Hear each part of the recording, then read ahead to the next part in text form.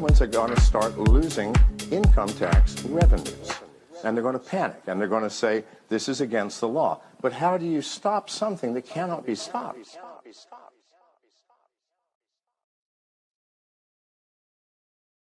Bitcoin rise has anything to do with belief in the blockchain. It simply has to do with belief in cryptocurrencies. I mean, once you start using cryptocurrencies, whether it's Bitcoin or Monero or Litecoin, it doesn't really matter. You see the facility, you see the ease of use. You see that without a central bank control, the value of that currency depends upon the users of that currency. And why is Bitcoin growing so fast? Because it's getting more users. More people are believing.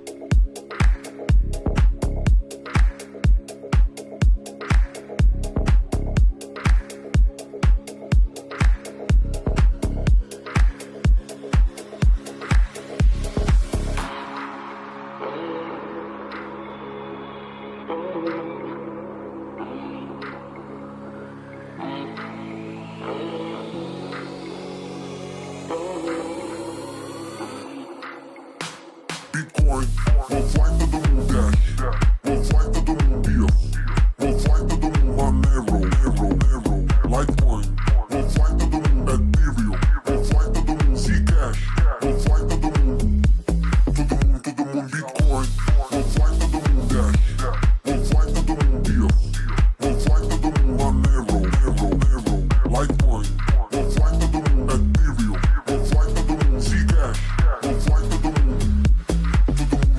Yo.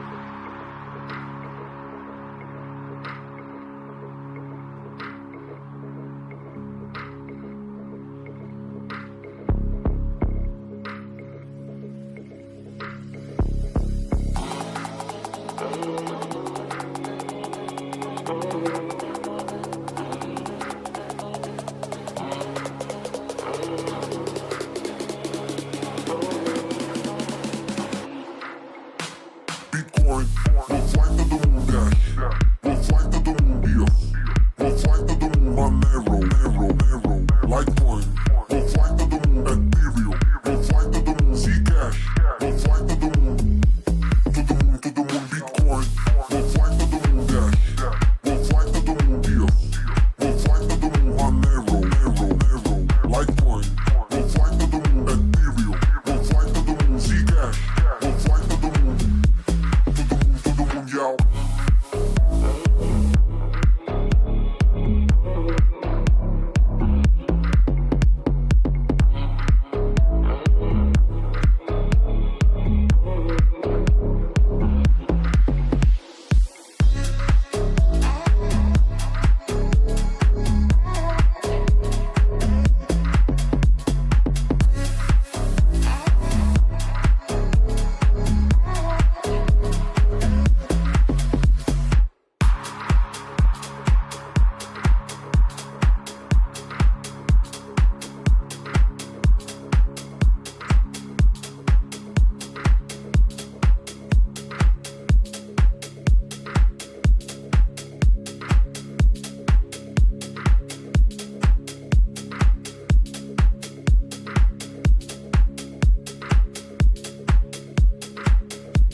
Governments are going to start losing income tax revenues. And they're going to panic, and they're going to say, this is against the law. But how do you stop something that cannot be stopped?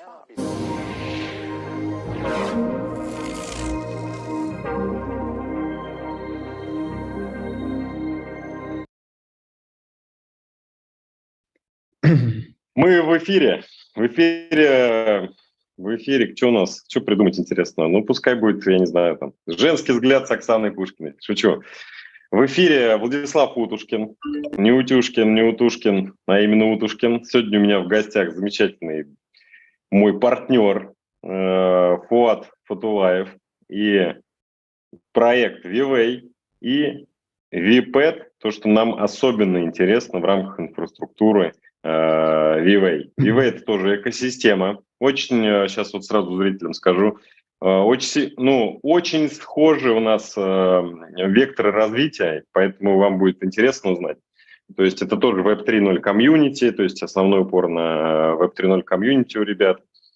И я что могу сказать? Я благодарен Фуаду, что он нашел сегодня время, пришел к нам сегодня, чтобы рассказать нам про свой продукт, про свою экосистему, что там внутри происходит. Фуад, я тебя приветствую, спасибо за этот вечер. Привет. Я тебя благодарю, что тоже нашел время, что мы смогли с тобой выстроить интересное взаимодействие и партнерство. Я надеюсь, что оно будет полезно для наших комьюнити. Во-первых, и наши комьюнити в том числе получше узнают о вас, ну и в том числе и ваши комьюнити узнают лучше о VWay, да и в целом о нашей деятельности.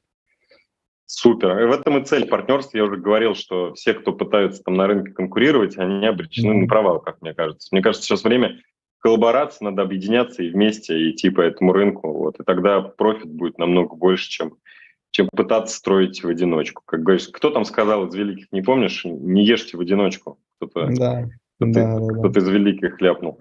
Слушай, давай сразу к делу. Вот. Расскажи нашим телерадиозрителям, вот что такое VWay и что такое VPET. Окей. Ну давай начнем с VWay. VWay – это экосистема Web 3.0, созданная для… То есть вся суть экосистемы – это Socified, Transparent, Ecosystem Driven by Community. И здесь как бы у нас есть несколько направлений, очень схожих. Так, сейчас, подожди, я буду устанавливать, ты ему переведи мы здесь это. Мы здесь… Driven by Community – это значит комьюнити сообществом установленные направления, которые развиваются в рамках собственных продуктов. Вот как-то так. У нас есть три основных вектора. Первый вектор – это Launchpad, WePad. Второй – это Академия. И третий – это WeGames. WeGames – это направление, в рамках которого мы разрабатываем игры. Вот у нас готовится сейчас запуск одной нашей первой игры. Чуть расскажу поподробнее позже. Немножко расскажу о WePad, почему мы начали это делать, как вообще к этому пришли.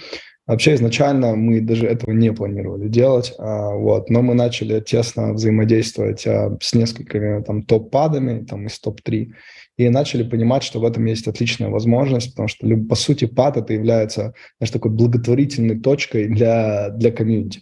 Потому что, по сути, ты получаешь самые лучшие условия, если ты являешься членом этого комьюнити, ты получаешь самые лучшие условия для того, чтобы участвовать в хороших проектах. Вот. И я начал взаимодействовать с разными падами, такие как DAO-Maker, BSK-пад, и начал понимать, что эта модель может быть интересна для нас.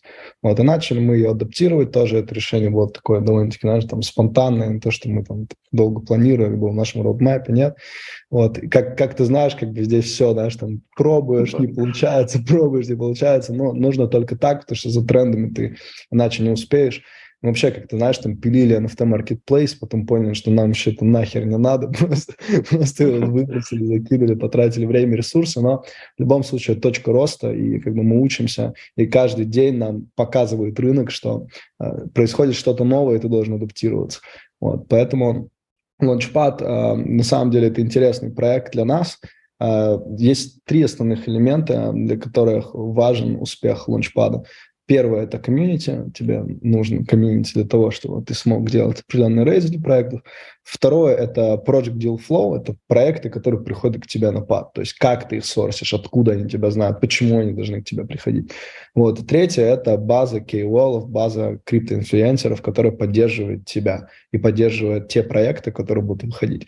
Вот сила топовых падов заключается в том, что у них есть сильные комьюнити и сильные KOL. То есть вот основная суть пад. И поэтому мы подумали, что мы имеем, в принципе, все три составляющие, связанные с Project Deal Flow. Мы имеем партнерство с рядом бирж, Tier 1 бирж, которые предоставляют нам Project Deal Flow. Мы, кстати, имеем партнерство с DAOmaker и с Bluzilla, BSK-падом, BSK-пад 3. Первый – это все на DAOmakerский пад. Вот. SEO DAOmaker является нашим адвайзером в рамках VWA. И также мы на ежедневной основе советуемся, коллаборируемся, пытаемся понять правильные точки. И в дальнейшем будем выстраивать с ними deal flow, проекты, которые заходят там на DAOmaker и на Bluzilla-ские пады, на некоторые централизированные лаунчпады типа Bybit будут заходить к нам. Вот. Понятно, что сейчас рынок не идеальный, и сейчас на таком рынке то есть запускать что-либо – это действительно самоубийство для комьюнити. Я реально, я зашел на CryptoRank, потому что многие там смотрят, там, цены там, и так далее. Да? Например, то, что ты делаешь, твой токен, он, как я понимаю, был запущен не так давно. Да? Поправь меня, если я не прав. Не, у него давнишняя история, но вот уже новая homологация токена, скажем так, у меня своп одного был на другой, а он сколько? Ну, вот в марте будет год, да? В марте будет год. Ну, то есть, по сути, недавно вот этот новый, да, у тебя, по сути, ребрендинг, да, произошел токен. Ну, да. Вот, у нас тоже мы токен запустили в январе, и наш токен входил уже летом, входил там в топ-10 проектов, запущенных по росту. Запущен в 2022 году. У нас тогда даже каких-то фундаментальных продуктов даже толком не было. Мы просто, у нас была вера. На хайпе, да? На хайпе, да. То есть полетело как-то, все начало сильно расти. А потом вокруг этого мы начали уже, конечно, у нас был roadmap, мы выстраивали свои продукты и уже начали укрепляться. Вот. Поэтому очень сильно верю в Ideal Launchpad, понимая, что здесь есть большие перспективы, но я подмечу, что здесь есть большие перспективы на бычьем рынке. Потому что на медвежьем рынке, вот даже общаясь там с нашими партнерами, с DAOmaker, они сейчас выбирают один проект в месяц максимум. Возможно, там даже не выбирают. То есть у них вот deal flow стоит, он говорит, мы не знаем, когда мы их запустим. У нас есть проекты вообще, то есть никакой пад, CDFI, последний проект, который мы запустили, был Амази, кстати, если я не ошибаюсь. Вот, да, понятно, там своя история, но если мы говорим в рамках комьюнити, если бы наш комьюнити зашел бы в Амази, именно на IDO, то он бы заработал. Чтобы мы не говорили. 100%, да, но если на ранней стадии. Те, кто на ранней стадии, кстати, кто зашел, там заработали люди. Вот те, кто продали. Те, кто грузил. Да. Я, например, я заходил на ранней стадии, я не продал. Ты не продал? Да ладно. Нет, я не продал, потому что когда я захожу поддерживать проект, а не разгружать его. Вот это мой поинт. Поэтому я свои токены раздал в сообществе уже потом, когда уже, в принципе, все понял. Все понял, да, что... Но видишь, да, модели бывают разные. Вот мы просто там помогали с рядом инфлюенсерами там, и так далее, поэтому то, что мы покупали, мы понимали, что мы хотим продать и заработать, да. То, что мы как-то не выступали перед сообществом и особо не имели никаких обязанностей. Мы выполнили свою обязанность перед проектом, потому что мы привлекли там инфлюенсеров, помогли, но в любом случае, знаешь, как сегодня обсуждал, отходя немножко в сторону, обсуждал этих ребят и говорю, что, слушай, ребята, по сути, сделали неплохо, да, они запустили продукт, нагнали кучу инфлов, то есть такой хайп, который создали они, да, сделать не так легко на таком рынке, это уже был медвежий рынок, вот, и они залистились на OKX, что на первичном листинге это невероятно сложно, да, то есть это большой показатель. Да, я уже не говорю про Bybit и про другие биржи. Вот, поэтому они сделали хорошо. Что там дальше пошло с точки зрения юзабилити, это сколько там юзеров играют сейчас, какая там цена и так далее, это уже второстепенный вопрос.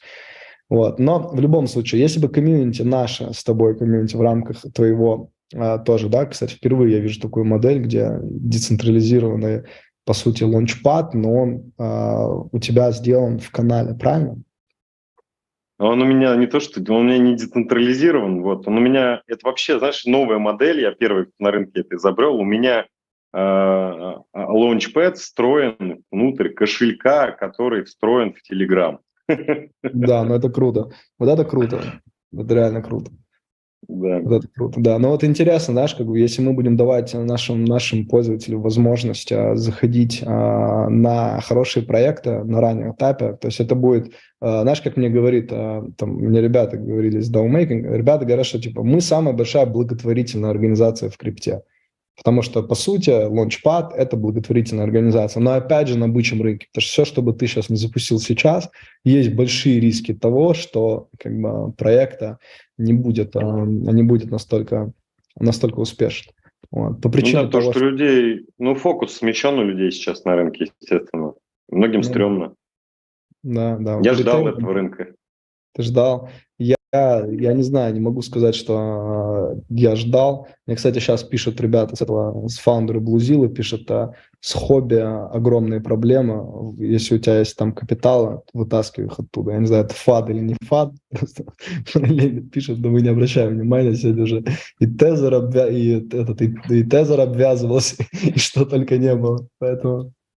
Вообще я слышал, что сейчас на биржах у многих дефицит ликвидности, они в баланс пользователей залазят. Вот, поэтому сейчас стрёмно, сейчас надо выбирать очень тщательно все это дело. Окей, давай вернуться к теме. Знаешь, что хотел узнать? Так как у нас тоже Launchpad, и сделать его было не так сложно в кошельке, то есть там, грубо говоря, техники было немного, то есть, может, месяца на полтора работы. А вот построить отдел, который, ищет проекты, анализирует, отбирает, систему выработать отбора и анализа, вот это было сложно. У меня такой вопрос. Как у вас проходит отбор проектов?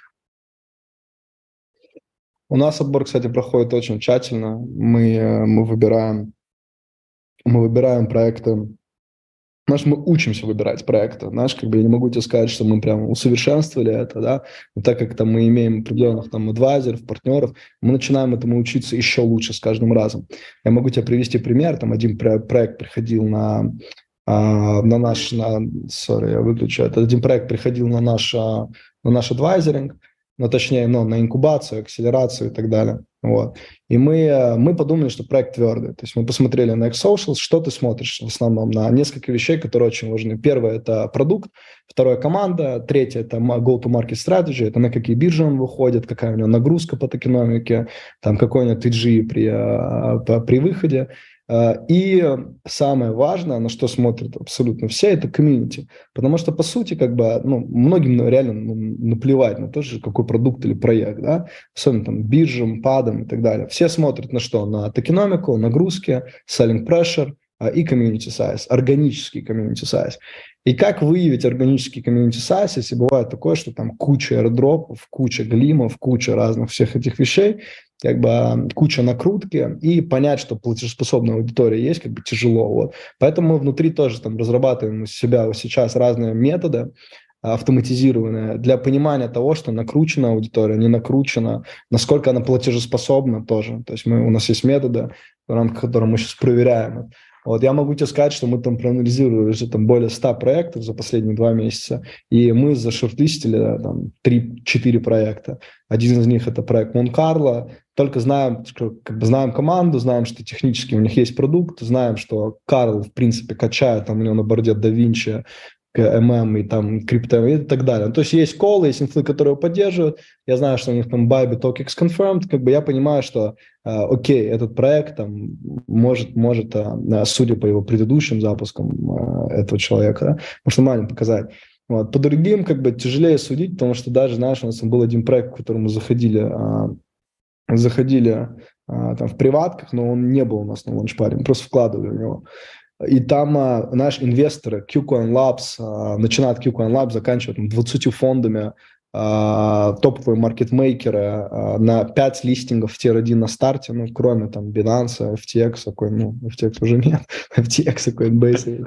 Помянем Кудрявого. Помянем Кудрявого. Еще вернется, я думаю, с какой-нибудь штукой новой. Вернется, да, какой-то. Если его не посадят, то точно вернется, да. Или, может, оттуда вернется, если интернет. Вот. И, но суть в том, что очень тяжело рассматривать проекты. Мы это делаем очень тщательно, потому что особенно на таком рынке мы не планируем агрессивно запускать проекты, потому что не хотим, чтобы наша аудитория обжигалась. Вот. Но скоринг у нас очень, очень твердый. То есть мы сейчас смотрим абсолютно на все факторы, несмотря на то, что команда делала какие-то проекты до этого, due diligence полностью на всю команду, делаем в каких-то скамах, участвовали, не участвовали, какая репутация, какие предыдущий опыт. и так далее. Поэтому это тоже важный фактор, и мы этому учимся реально. Вот учимся и от наших партнеров, и от адвайзеров, как это делать с каждым разом правильнее и правильнее. Вот. Не, ну круто. Слушай, зато у вас, вот чтобы выстроить систему отбора проектов, еще нужно выстроить систему обмена информацией. То есть, вот, например, у меня там, даже вот по фонду взять, вот по Keystone, у нас там в пайплайне 270 фондов, с которыми мы информацией обмениваемся. Если взять, то есть, MDAO Maker, наш лаунчпад, мы тоже там обмениваемся с огромным количеством информации. Сейчас вот еще и с вами обмениваемся информацией, от вас получаем. Это тоже круто, это расширяет вот, возможности. И это все довольно-таки трудно сделать, а у вас мне что нравится, ну офигеть, то есть DAO Maker, мы специально название делали MDAO Maker, чтобы был похож на DAO Maker, а у вас DAO Maker, по сути, ну ваш партнер, это круто, и еще плюс SEO DAO Maker, еще ваш адвайзери, это круто. Вот. Как сложно было вообще достучаться? Я знаю, что они просто ребята такие уже короной, потому что, ну, они заперформили рынок, можно сказать. Ну да, да. Слушай, мы сейчас с ними делаем, там, у нас есть фонд, вот, мы там тоже с ними сильно коллаборируемся в рамках создания совместного фонда в одном из направлений. Вот, поэтому как бы с ребятами получился хороший коннект, слушай, там познакомимся, они такие европейцы, кстати, там два кофаундера, сильно интровертные такие ребята, которые, знаешь, там особо не выходят никуда, знаешь, там в рюкзак такой обычный, там за $50, знаешь, кроссовки, не знаю, ну вообще, то есть посмотришь, скажешь, пацан заблудился, может быть, я не знаю, смытищ откуда-то, может быть, ему докинуть на доширак, знаешь, вот реально так посмотришь, потом думаешь, но ребята чисто наш европейский подход, работа очень такой, ну, Austrian, да, то есть один из них, он немец, есть другой, он тоже оттуда, но там, с пакистанскими корнями. Вот. И достучаться как бы через общих знакомых. Мы просто дружим хорошо с биржами, с истинными директорами разных бирж, и как бы нас познакомили, сказали, что у вас будет синергия. Прилетел сюда SEO DAO Maker, и мы так встретились и заобщались.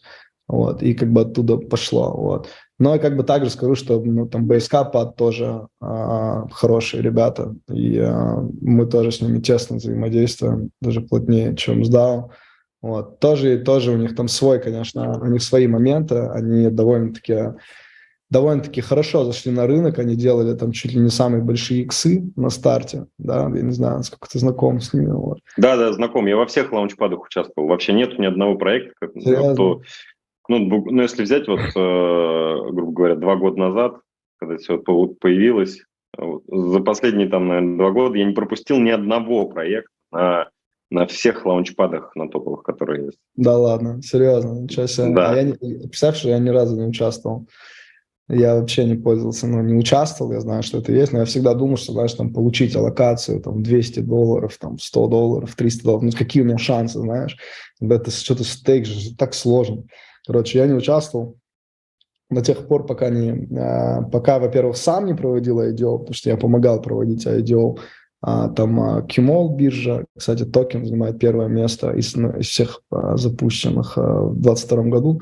Вот запуск этого проекта. Я много сделал для запуска этого проекта. И именно токена.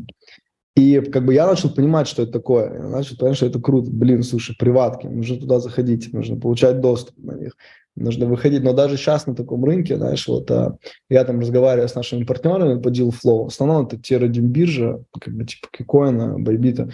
Я говорю, что, ребята, типа, то, что вы мне даете, то, что там у вас выходит, да, типа, это уже нехорошо. То есть нам не это нужно, да. И теперь я поменял модель, что я ищу проекты. Не то, что мне дают, а именно я ищу проекты. И теперь наша аналитическая команда, она ищет проекты, которые есть на рынке. Мы понимаем, то есть, какой the next big thing, я не знаю, там, типа, один из проектов, допустим, Magic Square, да, сильный проект, там, возможно, на Binance выйдет и так далее. И мы там ищем в рамках фонда, допустим, и в рамках пада, мы сейчас ищем проекты уже сами. То есть мы не просто из того, что нам дают, знаешь, а из того, что мы сами, на которых мы хотим выйти. И что мы делаем дальше? Мы приходим, говорим, ребят, слушайте, там, дайте нам аллокацию. Он говорит, зачем? И дальше ты им объясняешь, что, ну, типа, я Владислав Удушкин, у меня сообщество, там, я не знаю, в 70-80 тысяч человек, там, вот чего я могу принести, да, то же самое, как бы мы объясняем, что вот у нас есть помимо сообщества, у нас есть база партнеров, криптоинфлюенсеров, колов, с кем мы работаем, мы можем их всех подключить, и это тогда становится интереснее, особенно когда мы начинаем показывать, что смотри, как бы здесь 2 проекта из крипторанка, из топ-10, которые являются там частью нашей работы, занимают там в топ-10, как бы, поэтому мы как бы не только говорим, мы по факту можем делать, и как бы люди хотят работать, как бы хотят взаимодействовать. Поэтому вот начали устраивать такие взаимодействия, и это начинает работать. Вот. Поэтому deal flow у нас наращивается, но я тебе скажу так, что никакой проект запускаться на таком рынке не хочется. Это самоубийство. Я вот реально, я сейчас увижу, там что-то запустилось, мы просто поугараем с тобой над тем, как цена, знаешь, там взлетит на 20% и упадет на 60%, знаешь. Я знаю, я общаюсь хорошо с огромным количеством проектов, мне просто нравится, мне по кайфу, в общем, это в открытом таком состоянии жить. И многие там листинги пытаются сейчас перенести, еще что-то сделать, потому что на рынке непонятка такая. А я ждал этого, на самом деле, мне нравится эта пора. Вот эта пора самая прикольная, то что, если ты к ней правильно подготовился, скажем так. Короче, в эту пору ты должен заходить с большим количеством ликвидности. Вот. Если у тебя ликвидность есть, то для тебя это вообще золотое время для того, чтобы заработать очень хорошо.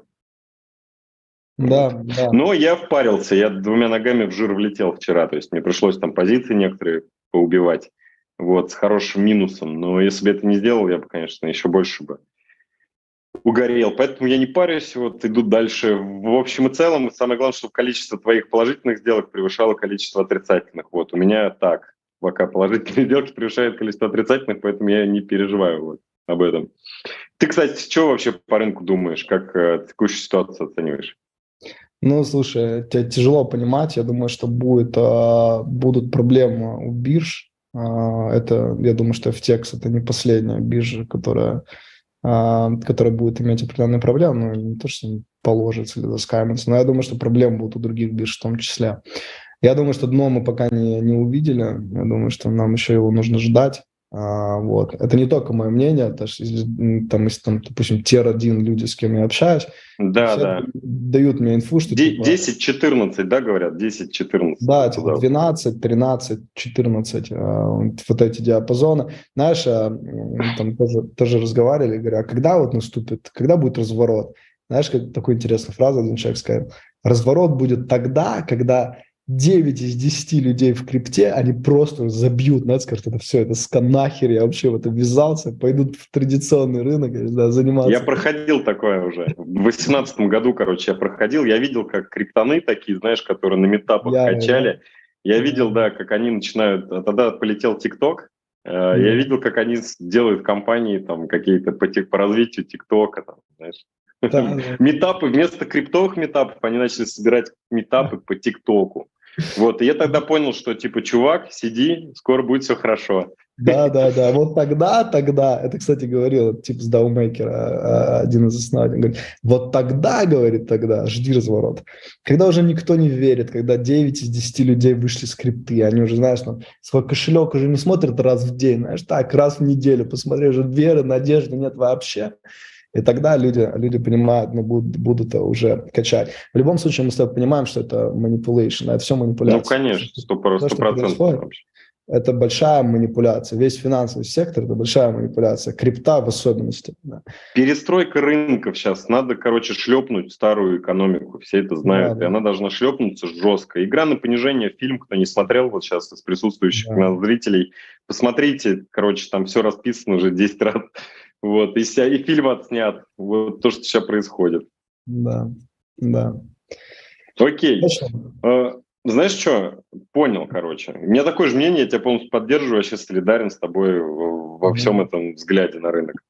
Я тоже считаю, что жесть должна быть, 10-14 должны мы увидеть. Кстати, в тусовке я тут услышал одну штуку, говорят, что это Коля Удянский предсказал стоимость битка почти точно, на дату. Да. Когда биток был 64, Коля... 3 месяца назад он ее предсказал. Да. Не 3 месяца, я тебе скажу, что он предсказал это, когда биток стоил 60. когда все... Он там за масонами подслушивать начал или что? Я не знаю, как Коля это предсказал, я там пересматривал видео, я помню это интервью Коля, и я... биток, он сказал, биток будет 17. И когда биток был 60, никто не мог в это поверить, правильно? То есть какой 60, какой биток 17? Я тоже, знаешь, подумал, да не может быть. Говорит, биток 17, говорит, возможно, говорит, начнут нагинать через стейблы какие-то, он тоже говорил. Вот, что случилось с Террой, да? То есть начнут нагинать стейблы, да, у людей будет теряться доверие, да? Попробуют крахнуть USDT. Он это говорил тоже, что попробуют, возможно, ударить по USDT. Что сегодня мы видим? Что там что-то пытаются или не пытаются? Пытаются, да.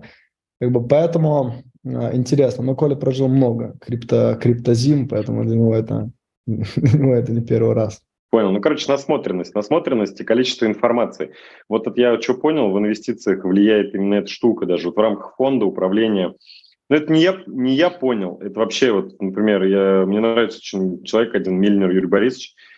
Вот, и он, значит, какую штуку, значит, сознал, что ты должен собирать информацию как можно больше и как можно разной, и все потом дело анализировать. И реально выигрывает тот, у кого наслышанность, насмотренность больше. Поэтому надо обязательно оставаться в рынке, обязательно общаться друг с другом, со всеми участниками рынка. И некоторые просто не умеют общаться, они сразу, знаешь, говорят «нет». А надо просто слушать, короче. У меня вот расческа есть даже для этого. Причесывать. Вот, ладно, окей. VPET вообще круто, то есть у нас тут полная синергия с вами, я уверен, что мы там много чего поделаем, проектов классных найдем, друг другом поделимся и поможем этим проектам позакрывать, по сути, свои вот эти алоки, которые они дают. А VWay, давай вот по VWay пробежимся. Что это такое сегодня? Просто я немножко отставал в свое время, но я сейчас уже, конечно, знаю, я там все изучил. Я в свое время видел вас там на одной из конференций, я видел какой-то marketplace, NFT и все такое, а сейчас открыл VWay вот сегодня и понимаю, что вы делаете. Вы тоже создаете Web 3.0 комьюнити, тоже с набором продуктов по полной цепочке, чтобы людям было комфортно. Расскажи, вот как у вас там что происходит. Все правильно. То есть одно из направлений, которое мы взяли, это академия. Мы поняли, что очень мало криптограмотности на рынке, и даже из комьюнити, которые реально живут криптой и работают в крипте. Вот. Мы начали это понимать и создали академию по механикам Learn to Earn. Вот. И сейчас постепенно внедряем, где-то ее адаптируем, меняем, форматы меняем, переходим сейчас с вебинаров на более автоматизированные механики, с микролернингом. А так, в принципе, наша цель – это обучить людей, чтобы люди потом в дальнейшем делали осознанный выбор в том, как участвовать, где инвестировать, куда не инвестировать, как можно зарабатывать и так далее. Вот, поэтому здесь это хорошо замыкается с нашим следующим направлением. Это PAD, что после того, как люди обучились, имеют желание заработать, также они могут это сделать. Вот. И третье направление – это WeGames. В этом направлении мы в целом, я верю в GameFi рынок, хоть на самом деле он прогнозирует, что он будет расти.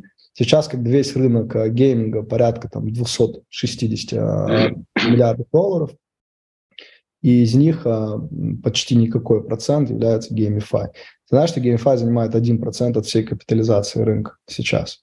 То есть это очень маленький процент, да. Вот, там Decentraland, вы видели, по 16-19 игроков в день, 3-4 тысячи активных пользователей степ-апа в день. То есть это Doodle Jump на телефоне или какие-то другие казуальные игры имеют больше игроков онлайн, чем, я не знаю, весь GameFi. Да? То есть пока мы находимся на очень early adoption, как никто этим толком не пользуется.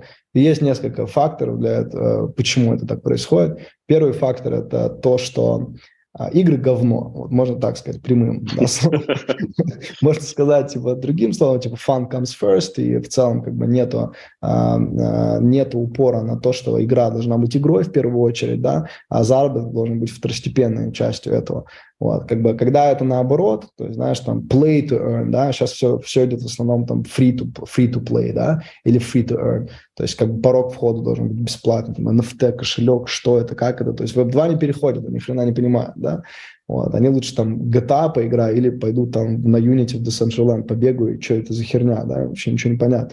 Вот, поэтому рынок он трансформируется, и первый фактор для трансформации этого рынка – это вход больших AAA-девелоперов на рынок. Вот что, в принципе, сейчас уже мы с тобой видим, происходит. Да? Второе – это fun come first, когда веселее играть, fun first, то есть играть весело должно быть приоритетом, чем-либо все остальное. Вот. И третье – это понятная модель монетизации, привязанной к игре, потому что с этим очень многие страдают. Да? Если мы с тобой посмотрим на инновационные модели Степана, я не знаю, того же самого Амази и так далее, то есть это непродуманные, не до конца, не хорошо продуманные модели, они не позволяют. Gala Games возьми как пример. Да? Gala Games сконцентрирован, хотя у него партнеры есть там из топовых тир-1 брендов, да, с кем они... честно, Zombieland, как пример, да, там ряд других больших брендов, с кем они запартнерились, они могли сделать что-то более крутое, чем, опять же, если вы зайдете, посмотрите на их игры, это номер один Gamify Production Center, да, зайдешь, посмотришь на их игры, такое ощущение, что, я не знаю, ребята, я не знаю, что это, да, то есть как такое играть возможно, да, то же самое Axie Infinity. И проблема в том, что они больше сконцентрированы там на NFT, на заработки вокруг NFT или на заработки в целом вокруг игры, и поэтому все это страдает. И я в целом верю в GameFi рынок. У нас, кстати, на паде много проектов из GameFi будет, но как бы мы не только, кстати, сконцентрируем на GameFi, мы в целом, как пад, мы себя не лимитируем на GameFi проекты, это может быть и DeFi, и SocialFi и так далее. Вот. А по играм сильно верим в это и хотим попробовать. То есть мы начали, у нас есть там определенный партнер, мы сейчас улучшаем нашу экспертность в этом и скоро запускаем одну из наших первых флагманских игр. Это Find to Earn игра с AR типа Pokemon Go. Да, прикольно, кстати, я видел эту демку. Офигенская тема. Я думаю, что много кто будет с телефонами носиться, короче, квесты выполнять. Да, ты там ходишь с AR, ищешь монеты, разбросы. Прикольно. Играешь в мини-казуальные игры. Знаешь, я вот считаю успех GameFi где? Он посередине. Короче, когда приходят крутые разработчики, как из AAA какие-нибудь, которые приваливают на рынок крипты, они здесь просто задачку забирают. Почему? Потому что они пытаются сделать красиво, но математика вообще никуда. А криптоны или еще кто-то пытается сделать математику, но у них не хватает другого. Вот где-то успех, где-то посередине, если ты продумаешь геймификацию и красоту создашь, и еще плюс на этом будет кто-то зарабатывать. Потому что в крипте все-таки сюда люди не поиграть приходят, к сожалению. Я один, кстати, из первых, кто вообще сделал GameFi на рынке крипты вообще в мире. Я первую игрушку сделал, To The Moon, в 2016 году. А у тебя футболка To The Moon. Да, но с нее все и началось, там кораблики были. И это был первый GameFi, но меня... И когда я его запустил, мне сказали, что, чувак, что ты делаешь, какая нахрен игра? Я говорю, погодьте, это тренд будет, вы просто не знаете. И в итоге я схватил защику, как сам рассказал, от рынка, в общем, и просто обогнал его. Но тренд явно случился.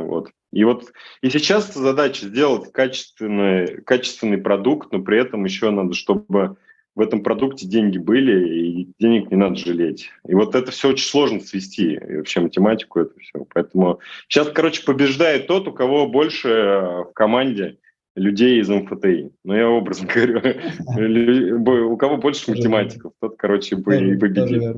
Да, верно. Это один из основных факторов успеха. Это нормально продуманные математические модели. Rewards. Как люди зарабатывают в игре. Тоже один из факторов. Слушай, Фуад, знаешь, какая штука еще хотел тебя спросить? У меня просто в свое время, как раз первая homologация токена, тоже был стейкинг, тоже там были проценты, и мне, тоже прилетало по башке от рынка за это. Но это ладно, уже все в прошлом. У вас APY при стейкинге VWA на VPET сейчас там 100 плюс процентов. Это может показаться рынку слишком большой доходностью, но, как обычно, да, на рынке кто? На рынке жадность преобладает и страх, да, то есть два самых сильных качества. За счет чего это обеспечивается, откуда это берется, откуда насыпается, из эмиссии, не из эмиссии, как это заложено, расскажешь? Это является частью public incentives, которые были выделены в нашей токеномике. У нас порядка, по текущей капитализации, порядка 7 миллионов выделено на public incentives. На самом деле мы это сделали как временную акцию. какой период, пока я не знаю. Но сделай для того, чтобы как бы люди, ну, во-первых, был less sell pressure на цену, чтобы люди смогли стейкать, ну и в том числе, чтобы это вызывало интерес к нашему паду. Вот, чтобы люди начинали больше вникать, понимать предстоящие проекты, которые надо проходить. Потому что в целом как бы, проекты у нас выходят те проекты, которые выходят на DAOmaker, на Bybit, на KuCoin. Как бы у нас других проектов нет. И эти проекты, у тебя есть гарантированная возможность получить там аллокацию. Что такое гарантированная возможность? Это на first come, first serve basis, понятно, да? Но как бы там у нас не лотерейный механизм. Кстати, во многих падах там лотерейный механизм. У нас как бы и у DAOmaker, кстати, у них тоже гарантированная аллокация. И ты можешь получить аллоку в зависимости от той суммы вывода токенов, которые ты держишь. Вот. Поэтому, если чем меньше вывода токенов... У меня, кстати, в DAOmaker у меня гибрид. У меня, короче, есть... У меня там лотерея, но у меня там есть еще и гарантия. Ну круто. Такую штуку замутил. А как ты это сделал? Какая логика? Ну, там какое-то количество токенов, если у тебя есть, вот железный, там, 50 тысяч DAO, я просто не помню, какая цифра, то все, аллокация у тебя железобетонная, короче, есть. Вот. А если нету, то иди к лотерею, мой друг. Вот как-то так там сделано. Интересно. Ну вот, в принципе, как бы эта гарантированная аллокация у нас существует, и люди могут получать, там, у нас там предыдущие аллоки были там на паде там $1000, $2000, $1500. Это большие аллоки, если, опять же, на нормальных проектах, но, опять же, на бычьем рынке, да, то есть мы не на бычьем, а на среднем рынке, даже на среднем рынке не обязательно, поэтому это важно ждать, пока рынок трансформируется, изменится, и я думаю, что наш пад, наша цель сделать так, чтобы наш пад был топ-3, вот, это те коммитменты, которые есть у нас от наших партнеров, типа их роль адвайзеринга – это вывести нас в топ-3. Поэтому ждем разворота рынка, чтобы стать топ-3 падом. А у вас может это спокойно получиться, и у нас, кстати, тоже. Знаешь почему? Потому что мы, во-первых, мы экосистема, вот, и вы тоже. Это очень хорошо, когда есть и другие продукты. Но мы не конкурируем, мы можем общаться с любыми падами вообще, вот абсолютно. И поэтому все может случиться, когда ты общаешься со всеми, а не когда ты сам по себе герой. Все-таки у тебя больше шансов. Я все-таки не верю в мир конкуренции. Вот в наше время очень много всего поменялось, надо объединяться. То есть клиент, он всегда найдет своего, там где-то что-то... Ну, в общем, не верю в это. Вот. Верю в прохождение рынка вместе. И, например, вот тебе пример, тут тавтология, уже просто вечер устал уже.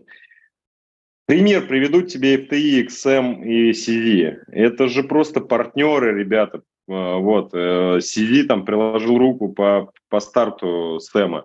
Да. Но в какой-то момент чувак слишком сильно в себя поверил. Вот. Поэтому потом получил так.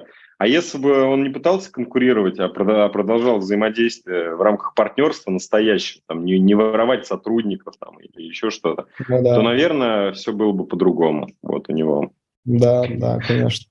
Это важно. Ну, видишь, как бы жадность губит людей, поэтому... Да. Жадность приводит к бедности. Чувство эго, чувство какой-то важности. Знаешь, люди теряют голову, зарабатывая большие деньги, думая о том, что это все они, а по сути, как бы это не они, это им дает Бог или судьба, возможность, но этим нужно правильно пользоваться. Ну да, согласен. Слушай, а вот знаешь, какой еще момент? Вот 100+%, они не влияют негативно на токен? Просто я все скажу, все стейкинговые модели, они очень негативно влияют на токен, это точно. Ой, офигеть, кстати, за час у вас рост 21% вот, на VWay. Вот я сейчас CoinMarketCap открыл. Мы вас скачаем сейчас. Да, наше сообщество сейчас вас пампит, короче. У вас 21% роста. 22 уже, короче, круто. И вот у меня такой вопрос как раз и был. У вас такой график интересный. Вот сначала, то есть выход, потом, я так понял, хайп случился. Потом, короче, продукты не успели подъехать. Я знаю ваш путь, на самом деле, примерно представляю, потому что сам это все делаю, прохожу. А сейчас, потому что люди там не знают, куда это все дело присунуть, и плюс есть вот эта вот инфляция, да, которая там 100+, они это все в рынок относят. Вот, так это выглядит. Но совсем недавно, смотри, у нас стартовая цена на IDO была 0.05, мы сейчас торгуемся X2 от нашей IDO цены, и X3 от X3,5 от нашей private sale цены. Да, у нас, знаешь, как бы у нас был вот такой, типа, памп огромный, я просто тоже открыл наш график, огромный хайп, который случился у нас там в мае, в июне. Вот. Потом начал тяжело удерживаться на таких значениях, потому что на медвежке, ну, как бы бывает действительно тяжело. Вот. Мы тоже запустили наши проекты в этих периодах, но с точки зрения пада, допустим, игру мы не запустили.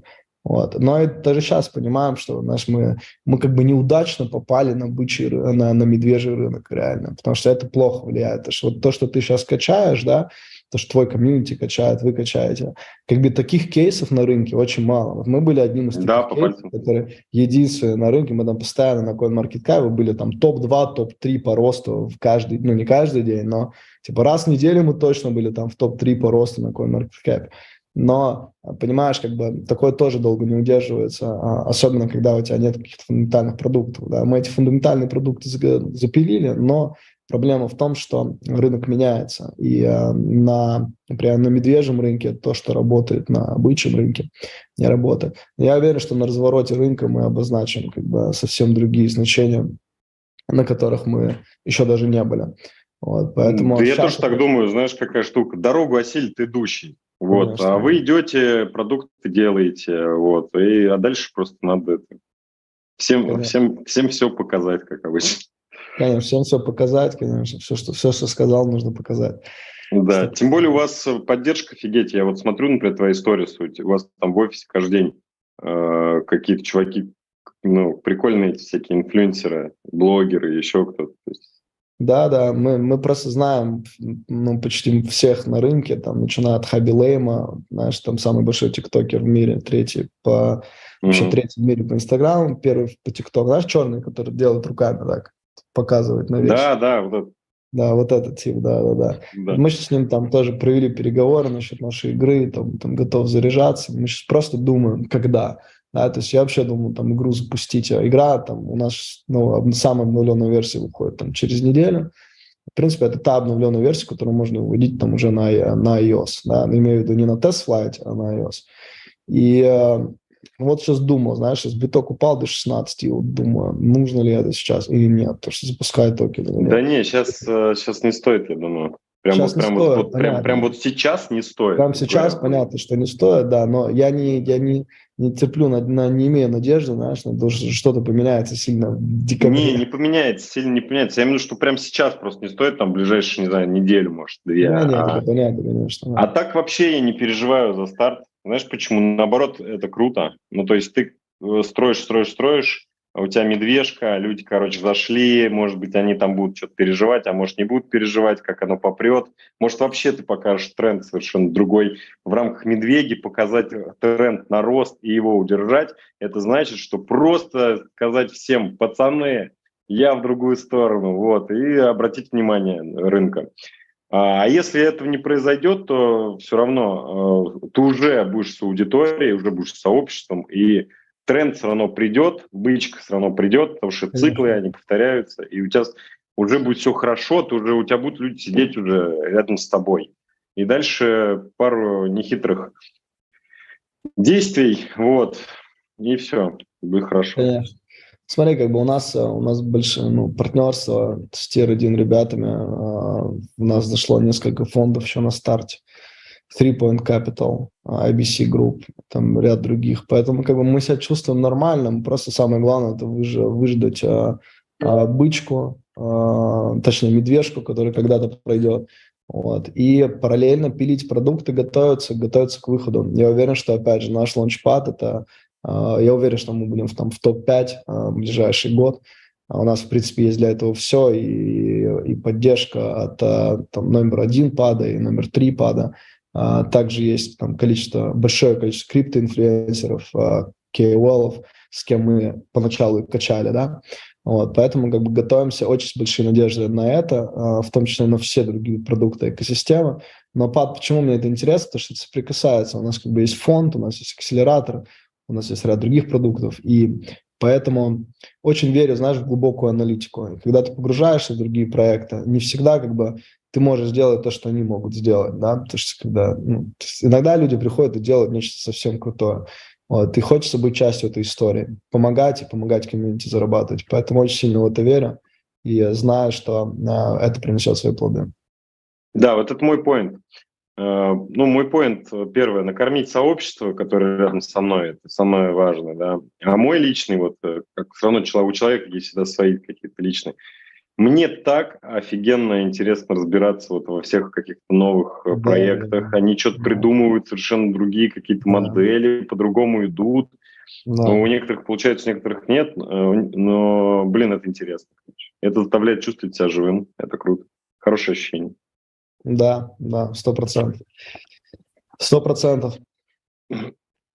Так, ну, я, в принципе, вообще все спросил. Мне кажется, тему подраскрыл. То есть для тех, кто слушатель не понимает, мы будем взаимодействовать в рамках лаунчпадов, обмениваться проектами. Ну, в рамках сообщества тоже будем взаимодействовать, поддерживать друг друга, обмениваться информацией. Где-то у кого-то что-то случилось, сложилось, дали контакты. Короче, время партнерства, на самом деле. И у кого будет больше партнеров и сильнее, тот, вернее, не у кого будет больше и сильнее, а вот кто сколлаборируется в какую-то одну ячейку, у тех в рамках этой ячейки у всех проектов будет, я думаю, все тип-топ. Да, Так же Влад, думаешь? давай, может быть, покажу еще видео наше, одно из наших. Давай, Может быть, это будет давай. интересно людям. Давай, Я не давай, знаю, да. сейчас здесь будет звук или нет. Это вот, которая как с AR, да, игрушка? Да, да, да. Она Видно крутая, ли? я демку видел в офисе у вас. Слышно? Слышно, да? Да, думаю, да. Humans. We are the meta civilization Mad Backpacks, and we are ready to Mad Backpack into the world of big game. We were created for the great mission to come into an emerging meta universe and find the new senses of fine to earn. We are the future. We are the new digital culture. We are cyber fashion. We are Трек кайфовый. and we are everywhere.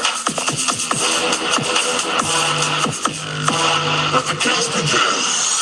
We up in the sky, falling out of spaceship. A phenomenon straight about the matrix. Say hello, hey yo, we finally made it. Let me know where to go, I'll be pacing. Так, ребят, я вам не показываю полноценное видео, потому что у нас будет запись, правильно? Это все. Да, ладно, у нас будет запись. Конечно, будет запись, да. поэтому Во-первых, будет запись, а во-вторых, это могу видео и мы так еще не вот видео зарелизили ни на кого, поэтому твое комьюнити это первое, которое увидела. Круто. Видела часть этого видео, но пусть это останется. Короче, знаешь, что сейчас происходит? В общем, мое сообщество, значит, продает МДАО. Вот я смотрю, там, минус 6%. И я вот смотрю ваш график, они, короче, покупают VWay. Да, не, ребят. Так это работает, короче. Так не надо делать, нужно наоборот. Да не, на самом деле нормально. Он в график помпанулся, получается, наш. Там кто-то заработал денег, кто-то что-то фиксирует, чтобы зайти в другой актив. В этом и прелесть, ну, то есть токенов, сообщества. Дальше я точно знаю, что все будет хорошо. Поэтому, ну, окей, кто-то заходит, Конечно, выходит. я уверен, Жизнь. мы со своей стороны тоже готовы полностью вас поддерживать. Да. Я тебе говорю, мне очень импонирует с тобой общаться. Поэтому круто. Давай продолжать выстраивать партнерство, видеть для наших сообществ определенные ценности, помогать друг другу. Уверен, что у нас все получится. Супер. Фат, ты не против? У тебя есть еще время? Прям буквально... Вот я, знаешь, что сейчас на YouTube попробую включить этот эфир, вот который сейчас идет, и вопросы какие-нибудь. А вы, кто вот смотрите, что-нибудь там напишите в комментариях. Вот давайте 5 вопросов вот буквально ответьте. 5. Так что пишите, буду спрашивать. А где эфир, кстати? Он в Ютубе, в Телеграм-канале, в Марс, в МДАО Телеграм-канале, в Телеграм-канале в моем, у нас в Ютубе на МДАО тоже идет. Короче, вопрос пишите, я вот читаю комментарии вот ваши. Что-нибудь напишите там интересно. Бородачи жгите, пишет.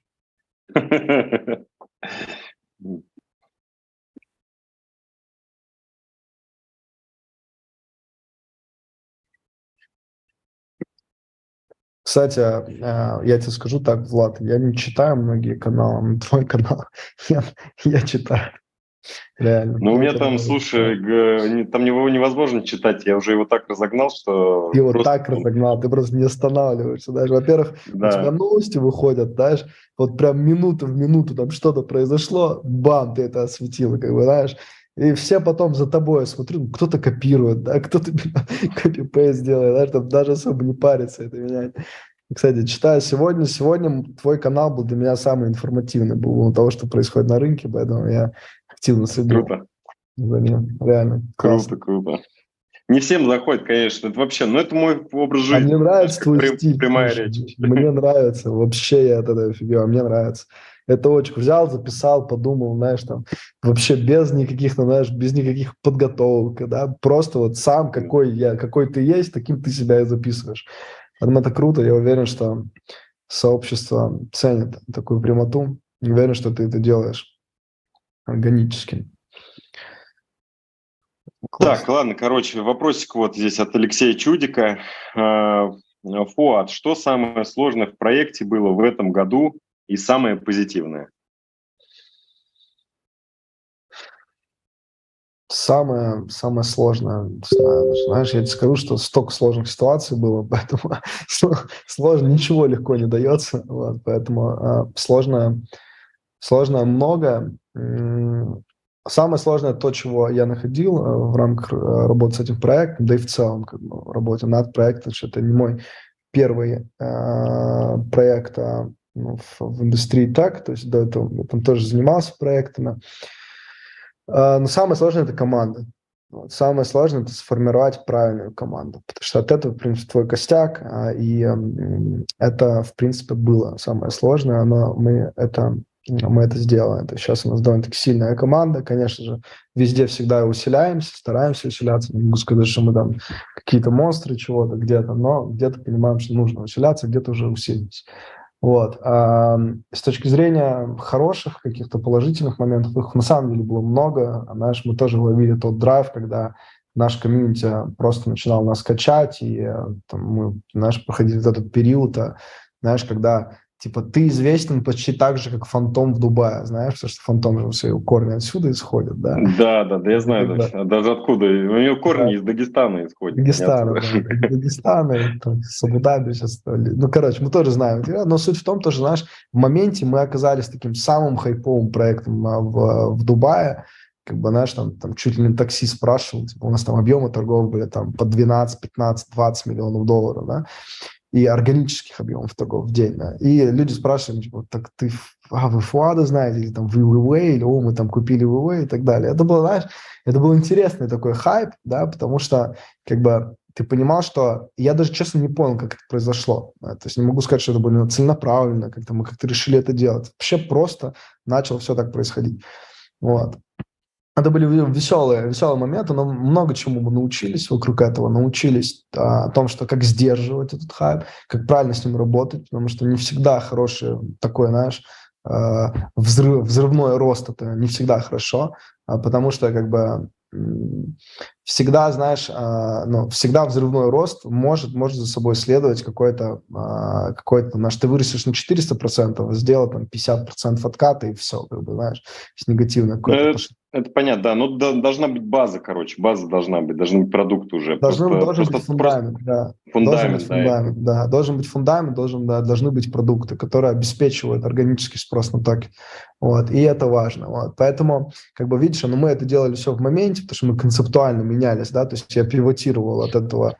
Слушай, а пережить вот сложно было? Там же разворот сообщества происходит в этот момент. По-моему, есть такая фраза: от любви до ненависти один дамп, и от ненависти до любви один памп. Вот. Просто вот тяжело, Нет. когда ты строишь что-то, а у тебя там это еще. Да, знаешь, как бы, знаешь, честно говоря, я в последнее время, во-первых, как бы мы и так входим, даже сейчас по такой цене, мы наверняка входим в топ-20 всех проектов, запущенных в 2022 году. При цене 0.015, мы входили в топ-10. Сейчас мы стоим 0.01. Да? Мы входили, значит, входим, наверное, где-то в топ-20 проектов по крипторанку, да, по самому авторитетному рейтингу. Поэтому даже сейчас у людей разная точка входа. Кто-то зашел на хайпе в 5 центов, да, там в 5, в 50, в 60, да, но я не могу быть ответственным за то, что кто-то зашел на хайпе, да, там услышав кого-то, послушав кого-то. Но опять же, честно, я лично переношу это болезненно. Потому что для меня каждый человек, знаешь, который там доверился или зашел, для меня это знаешь, мне тяжело спать. Да? То есть бывает, что люди, там, знаешь, не эмоционально, я тебе честно говорю, бывает, что людям не эмоционально, вообще похер. Кто, что, как там помпанули, там, что сделали. Да, я знаю таких фаундеров, им вообще просто Да, плевать. да. Они относятся как отжать. Да. А вот я тоже знаю некоторых таких ребят, уверен, что кого-то мы знаем с тобой вместе. Но мы знаем, что такое есть, но мне тяжело, да, и поэтому я там в чате там, часто с аудиторией своей переписываюсь, мы там общаемся, разговариваем, но я тебе скажу так, не в обиду нашему с тобой СНГ комьюнити, да, но СНГ комьюнити, оно самое капризное. Вот, из того, жесткое вообще. Оно жесткое, да, но оно жесткое. Знаешь, почему, откуда это идет, короче? Это неумение брать ответственность за себя, это просто, это в формате, то есть это же коммунистическая партия, все дела, и корни на самом деле оттуда. То есть за тебя все подумали, что тебе покушать, где тебе поучиться, во что одеться и все такое. И тяжело это поколение нужно, чтобы перестраивалось. Но для этого есть академия. Вот, чтобы это все перестраивать. Да? Ты знаешь, я даже часто писал людям, там, приходите в академию, понять, что, как, почему, то есть как не делать, как делать, приходите. Поэтому сейчас мы сильно, на следующий фокус, это фокус на другие рынки, на Латинскую Америку и на Турцию. Сейчас мы формируем Так, базу. давай вопрос еще один. Давай еще один вопрос. Так, я не знаю просто, кому вопрос. Почему сжигание не указано в токеномике? Слушай, на самом деле, я могу тебе сказать так, что сжигания у нас не было в токеномике. Это было, знаешь, это было такое... Это было решение, которое было долго спланировано. То есть мы получили огромные адвайзеринги людей в теме, можно так сказать. И понимаем, что мы совершили ошибку. Вот сейчас Фуад, который понимает, как выстраивать криптопроекты, и Фуад, который, знаешь, делал токеномику год назад, два разных Фуада, да. И не я лично ее делал, но команда делала, но я в любом случае ее утверждал.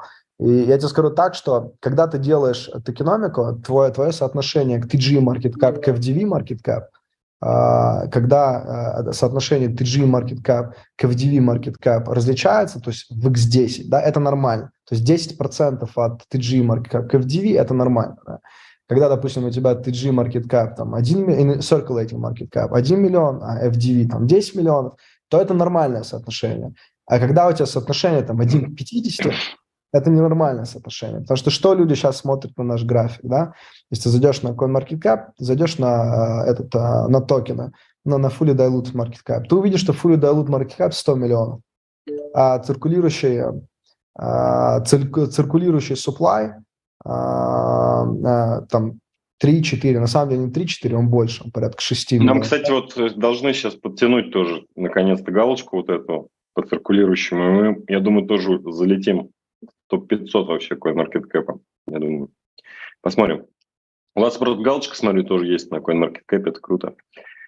Знаешь, ее, кстати, очень геморройно получать, но я объясню вопрос, но объясняю, продолжаю этот вопрос, что люди думают, смотрят, что у нас 100 миллионов market cap, но большое количество токенов на руках, да, и поэтому мы приняли решение сжечь количество токенов вне циркулирующего supply, чтобы в долгосрочной перспективе, в среднесрочной перспективе любой трейдер, который посмотрит, он не увидит соотношение там 5-6 миллионов к 100, потому что его будет отпугать. Даже эти 100, они все равно находятся не у инвесторов, не у адвайзеров, а находятся в фондах, которых не были использованы.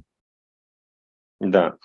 Но я тебя прекрасно понимаю. Вот я это изначально понимал, поэтому тоже это все в токеномике заложили. И сжигание, и дефляционные модели. Это вообще очень важно. Особенно, когда ты строишь токен сообщества. Кстати, вот вопрос еще один. Я тебя не буду долго больше мучить. Вот, я знаю, что тебе надо, кстати, должен еще отдать. Ты пришел у нас на эфир уже выздоравливающий, правда, но еще все равно надо Нормально. восстанавливаться. Так, значит, здесь какой-то вопрос был. И вот я его последний задам, потому что это один и тот же вопрос, мне его тоже постоянно задают. Типа, как VWay токен используется в благах сообщества, типа, что он дает, будет ли он использоваться в играх, вот, в игре вот сейчас, которая у вас будет? Да, он используется. Он используется в играх. В целом мы планируем запустить не только одну игру, но и ряд нескольких игр. И VWay будет иметь функцию multi-utility. Я не буду называть multi-governance, не буду называть это governance, потому что governance, по сути, там, сейчас при нынешних моделях, типа, один инфляционный токен, который там еще пиздец куда-то там вылетает вниз, да, типа GST, да, и есть GMT, который особо ни хрена нигде не пользуется, но весь маркетинг вокруг него, как у Степана, да, то есть GMT там мало, мало где пользуется, а GST как бы просто укатывается вниз, да, поэтому у нас немножко другая модель, это multi-governance, но наш токен V будет использоваться, точнее, во всех продуктах нашей экосистемы. Кстати, простите, что видео не показал до конца, потому что мне уже в личку начали писать наши команды. Да не, нормально. Мы видео еще не зарелизили. Ты такой же, короче, как я. Мне, знаешь, какое прилетает по башке от маркетологов? Я постоянно все сливаю, в общем. Да, знаешь, я почему? тоже, да. Хочется да, знаешь почему? Ты, короче, ты это просто делаешь, ты тратишь на это сил, а еще ты это не просто делаешь, а ты в какой-то момент там закладываешь это, ты придумал это, грубо говоря, на старте там где-то заложил, и когда это что-то родилось уже, и когда это было твоей мыслью, а сейчас вот есть какие-то очертания, хочется, естественно, всем сказать: смотрите! И в этот момент, что ты делаешь, что ты делаешь? Сейчас уже даже лол такой пошел в компании, уже даже с людьми, со всеми, с кем я общаюсь. Перед общением мне говорят: Влад, это не для канала. Я говорю: окей, хорошо. То есть все знают, что я могу просто зафигарить в канал. Так что я тебя понимаю. Вот, абсолютно. Да. Знаешь, кстати, с чем я еще ошибался, да? Я еще ошибался с тем, что, например, мне говорили какую-то информацию, да, там, к примеру, да, мне говорили какую-то информацию, и я эту информацию там передавал комьюнити, да, информация, возможно. Да. А она менялась по дороге. Она менялась Или по дороге. ее, например, нельзя сделать. А Или вот сначала тебе сказали, типа, окей. Да, или она а потом начали говорить: да что он как говорит, он как вообще... Говорит, да. Это как, знаешь, мне там дают инсайт, там будет так-то, так-то, так-то, и говорят... И ты такой... Да, ребята, кстати, не финансовая рекомендация, но как бы там такая-то информация, да. А потом они такие: ой, а мы подумали, а что-то, наверное, так не получится сделать, а ты уже это сказал. Я знаю, на эти грабли, короче, тоже наступал. Сейчас сейчас аккуратнее с этим быть, да. Аккуратнее с этим быть, что говорить, как говорить, потому что один раз скажешь, знаешь. Я, кстати, научился это, вижу, как там, допустим, Коля разговаривает в своем комьюнити, да. Мы с ним тоже там часто говорили.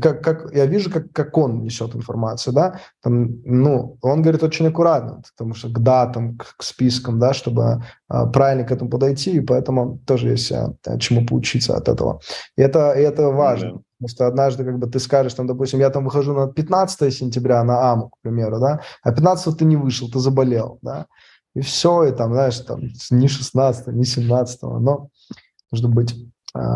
или просто забить на это, и чтобы был рок, и пусть оно как будет. Это главное, чтобы тебе был по кайфу от этого. Это тоже самое главное. Главное, чтобы все было по кайфу. Да. Вот, я тебя обнимаю, тебе спасибо огромное за эфир. Эфир классный, правда, получился, очень информативный. Надеюсь, а точно знаю, что у нас будет хорошее сотрудничество. И я думаю, что путь длинный. И мы его пройдем, я думаю, достойно. Я думаю, наш путь только начинается. Да. Все. Спасибо тебе. Обнимайло. Спасибо тебе огромное. Все, на связи. Давай. Пока-пока-пока. Да.